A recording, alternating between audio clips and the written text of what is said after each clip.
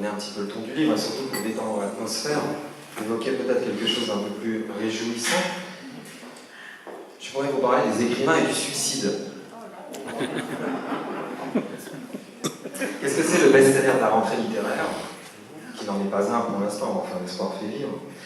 C'est une sorte de satire du milieu. Vous m'entendez bien? Je ne sais pas si une sorte de satire du milieu littéraire. C'est l'histoire d'un écrivain qui a 37 ans, qui s'appelle Octave Carezza, et qui va de déboire en déboire avec les libraires, ses lectrices, ses éditeurs, les confrères croisés dans les salons du livre, les liseuses numériques, etc. Donc à travers ces 10 chapitres, rocambolesques, loufoques la plupart du temps, eh bien, je dresse une sorte de panorama de ce monde littéraire, à la fois parisien, bien entendu, mais aussi strasbourgeois, puisque je fais intervenir quelques personnages, quelques personnalités qui vivent ici.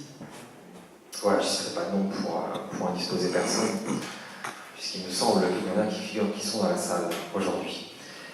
Voilà, et donc, à un moment donné, il y a Octave Carezza s'interroge sur les écrivains et le suicide, parce que l'un de ses amis, qui est aussi auteur, va pas très bien, ce qui est monnaie courante dans ce milieu-là. Et il fait donc des recherches, donc j'ai fait quelques recherches, et j'ai constaté que, en lisant des études scientifiques, les écrivains étaient ceux qui, parmi le reste de la population, se suicidaient le plus. Et en particulier parmi les autres artistes, sculpteurs, compositeurs, peintres, et même mathématiciens, si on prend les mathématiciens qui sont pourtant accablés de problèmes, eh bien les écrivains sont ceux qui se suicident le plus. Alors évidemment, c'est une énigme, et on se demande pourquoi. Donc voilà, il y a un chapitre qui, en tout cas, une partie d'un chapitre qui porte là-dessus. Et alors, parmi les écrivains qui se suicident le plus, les écrivains helvétiques sont en première place. 8% des écrivains, enfin le taux de suicide se monte à 8% parmi les écrivains helvétiques. Et je ne sais pas si vous savez pourquoi. Vous auriez une idée? Trou dans le gruyère. Trou dans le gruyère, non, ça n'a rien à voir non plus avec le paradis fiscal que constituait la Suisse. Non, il a parce que la mort par anticipation a toujours été une suicidée. Okay. Donc, je voudrais vous lire simplement un extrait, bref, très bref si je le retrouve. Voilà. C'est une lettre rédigée par Jacques Crével, donc rien à voir avec René Crével, qui est un écrivain qui a vraiment existé. Donc Jacques Crével est un écrivain qui est plutôt sorti de mon imagination. Écrivain corrézien, suicidé à 42 ans, le soir du 6 mai 2007. Je ne sais pas si ça vous dit quelque chose, le 6 mai 2007. C'était le Titanic, c'était la première Titanic 1, le 6 mai 2007, et après on a eu le 6 mai 2012, le Titanic 2, et puis en mai 2017, j'espère qu'on n'aura pas le Titanic 3, ça risque d'être tragique. Donc voilà, voici la lettre qu'il a laissée juste avant de commettre son acte fatal. Mes chers amis, quand vous recevrez ce billet, je ne serai plus, à moins que je me sois manqué, ce qui serait le pire échec de ma vie, ou de ma mort, ou des deux. Vous voyez, je ne sais plus où j'en suis. Je veux mourir parce que j'ai raté ma vie. Mais si je ratais ma mort, comment pourrais-je me regarder dans la glace le matin en me rasant? C'est comme ça qu'on finit par se présenter à la présidence de la République, et je refuse de tomber aussi bas.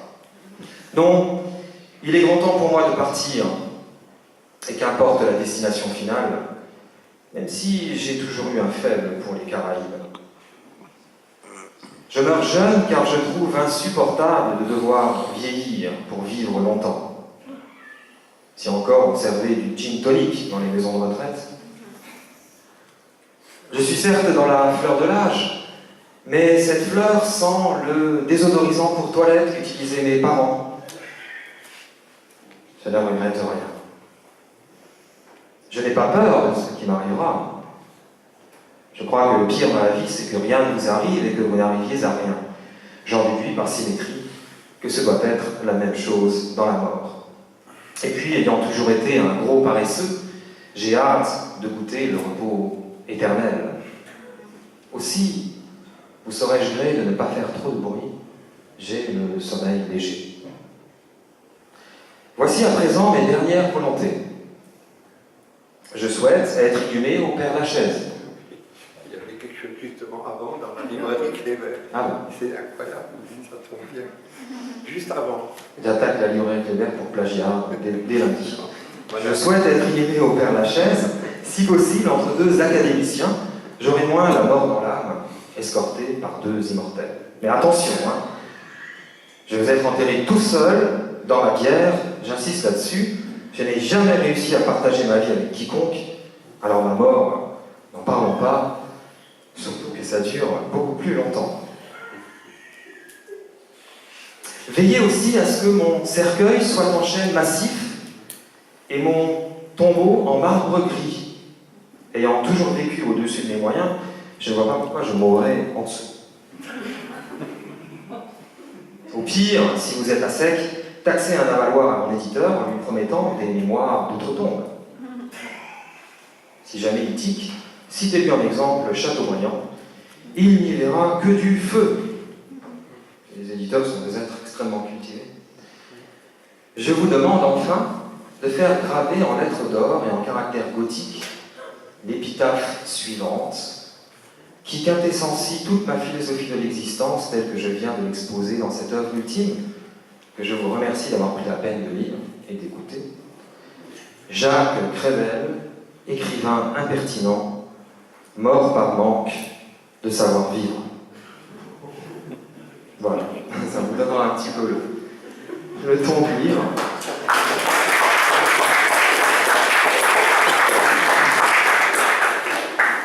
Si vous avez des questions, je préfère répondre à quelques questions, ça me faciliterait la tâche parce que vu que le cataclysme est imminent, je n'ai rien préparé parce que si on saute dans 5 minutes, tout ça n'aurait servi à rien. Donc je suis un pragmatique, n'est-ce pas? Je voudrais juste encore dire une petite chose. Sur les éditions Andersen et puis sur le petit nouvel an à Bruxelles qui sort là ces jours-ci, les éditions Andersen sont basées à Paris en fait. Ce n'est pas. On aurait pu interpréter, enfin comprendre qu'elles sont en Alsace. Non, elles sont basées à Paris, dans le 8e quartier des Champs-Élysées, rue de Ponthieu. Mais elles sont en train de transférer leur bureau, enfin je sais pas pourquoi je vous raconte ça d'ailleurs, dans le quartier latin, rue des Écoles, dans le 5e. Et voilà, donc effectivement, j'essaie de contribuer à animer cette structure depuis Strasbourg. Alors il y a dans la collection Confidence le livre de Jean-Paul Clé. Collection Confidence, je pense que je n'ai pas besoin d'expliquer la ligne de cette collection. Ce qui nous intéresse, ce sont des textes qui ont une identité, des auteurs qui ont une voix, qui n'écrivent pas comme tout le monde, qui bousculent un peu les codes, qui osent dire des choses. Il y a aussi, ces jours-ci, le conte de Joseph Conrad, c'est un écrivain qui a écrit en anglais, après avoir été, c'est un écrivain de langue maternelle polonaise, il est né en Pologne en 1857, décédé en 1924. C'est un écrivain avant tout connu pour ses récits et ses romans de voyage, l'un des plus grands auteurs de la littérature mondiale, et il a publié en 1908 un récit très énigmatique qui, à mon sens, comment dirais-je, jette une nouvelle lumière sur cet auteur, renouvelle la compréhension qu'on a de lui, qui est paru dans une revue britannique, qui a été repris aux États-Unis l'année suivante. C'est un texte qu'il a écrit en 1906, un an après avoir fait escale à Naples, dans un hôtel, où il a fait la connaissance d'un comte, un aristocrate polonais, à la fois élégant, fortuné et en même temps obscur, étrange, quelqu'un qui l'a littéralement fasciné, intrigué, fasciné, et il en a tiré ce récit, un texte bref mais extrêmement dense, puissant, et qui, à l'aube des grands bouleversements qui fracasseront le siècle, nous sommes là donc en 1906, eh bien, interroge. Alors je vous invite à le découvrir. Et puis effectivement, donc, le Bruxelles, ça c'est dans une nouvelle collection qui sera consacrée à la littérature de voyage. C'est un texte un petit peu, que j'ai écrit il y a quelques années déjà. Et qu'est-ce que c'est en fait? C'est à la fois un récit de voyage et un guide touristique un petit peu particulier. Je le publie à l'occasion à l'approche du Nouvel An parce que on peut aller passer le Nouvel An à Bruxelles, ça me rend plaisir de découvrir la ville. Souvent, vivre le Nouvel An dans une capitale, ça peut être une expérience un peu particulière. Et donc voilà, Bruxelles, ce livre-là est destiné à accompagner le lecteur dans sa découverte de la ville, mais c'est un texte un petit peu comme ça, plein de fantaisie et de fraîcheur, la fraîcheur qui caractérise la jeunesse, puisque je l'avais écrit il y a quelques années. Voilà. La catastrophe n'étant pas encore arrivée, si vous avez quelques questions, ce sera avec plaisir. Vous parlez de cet éditeur extraordinaire que j'avais rencontré à Paris, qui existe réellement et qui occupe une grande partie du livre, exactement comme un personnage de Balzac. On sent une épaisseur, une drôlerie incroyable. Quel est le titre de cette histoire? Oui, c'est l'histoire qui s'intitule L'édition sentimentale, et je ne peux pas vous donner le nom de cet éditeur, je vais intégrer ce pseudonyme, parce que le portrait n'est pas forcément extrêmement flatteur, mais assez proche de la réalité, un petit peu exagéré pour les besoins du comique. Et il s'appelle, dans l'histoire, il s'appelle Aristide Briand, avec 2 L.